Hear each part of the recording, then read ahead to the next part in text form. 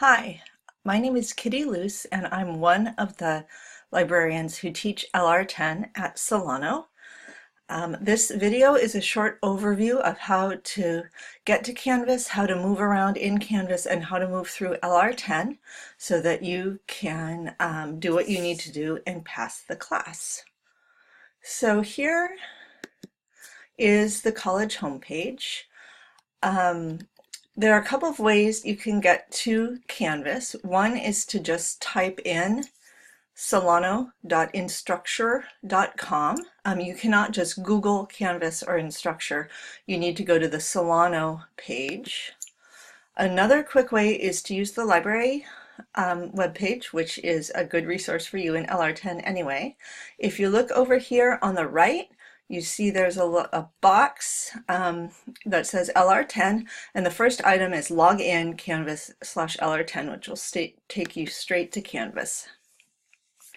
So then you put in your My Solano username and password.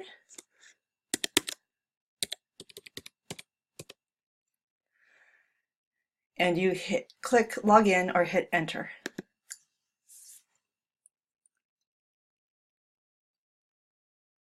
Okay, when you get to Canvas, it will take you to your dashboard. You can see over here on the far left, there are a number of links. These links in general are always there for you, except in a couple of different places in Canvas. So you can always use them to navigate. Your account, which is the first item on the far left, is where you can add a profile picture.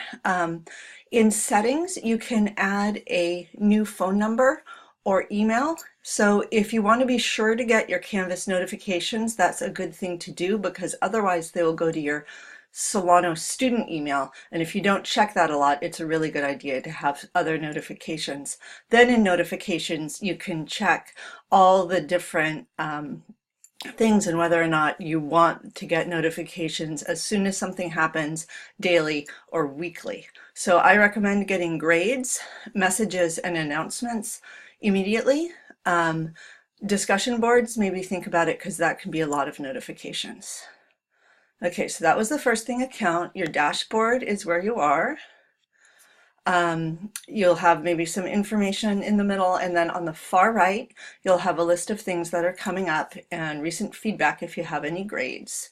You can also have a link straight to your grades in your classes. This goes to all your Canvas classes, not just LR10. Then you have a list of courses, and we'll be clicking on that in a moment.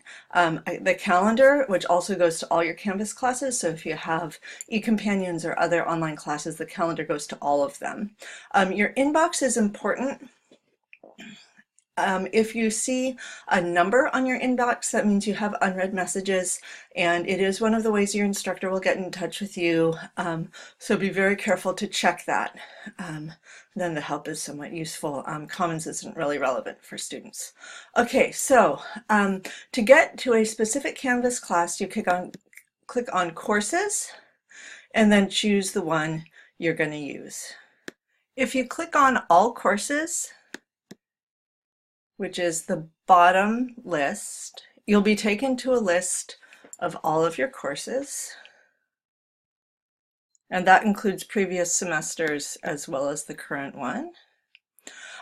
This is where you can click the stars, and the starred courses are the ones that will appear in your list of courses, that sort of quick link over there on the left of your Canvas page. So that's a good idea for you to make sure that the courses you have now are starred, and the courses that maybe come from last semester are unstarred. Okay, so I'm going to go into my class. Okay, so this is an example LR10 class. Your class may look slightly different. So over here, so on the far left, there's the navigation that's always there in Canvas. Not as far left, the next left over is your navigation for this specific course. There's also a sort of a breadcrumb navigation up at the top that is a quick way to get you back to the home page if you click on the title of your course. So one thing you can notice in this class is that, just as in the dashboard on the right, There is a list of things that are coming up. This is now just the things coming up in this specific class, whereas on your dashboard, it's a list of things coming up in all your classes. Okay, so over here, your first item is attendance. So that is a distance education requirement. You need to take that quiz before you, so that shows that you're attending LR10 so that you won't be dropped from LR10 and English 1. LR10 and English 1 are separate classes, but you need to take them together. And because LR10 is online, you show your attendance by taking this little 1-question quiz. So to take a quiz, you click on it.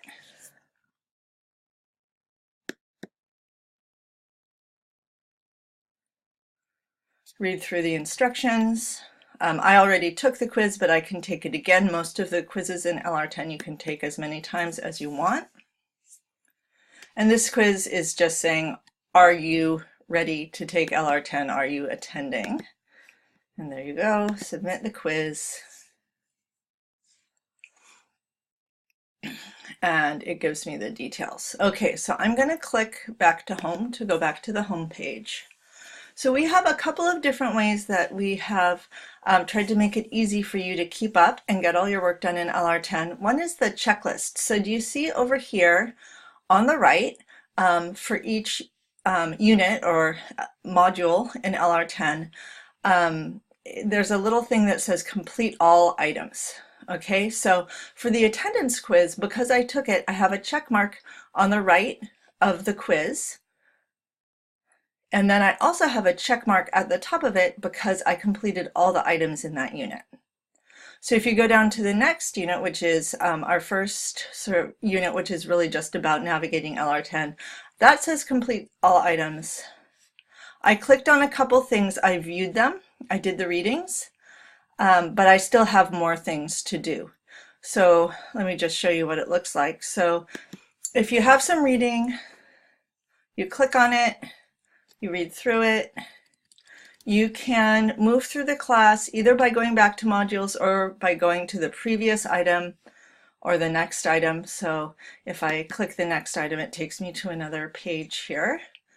And then when I go back home and look at the modules, you'll see I have more check marks. But still there's some things in the unit I haven't done.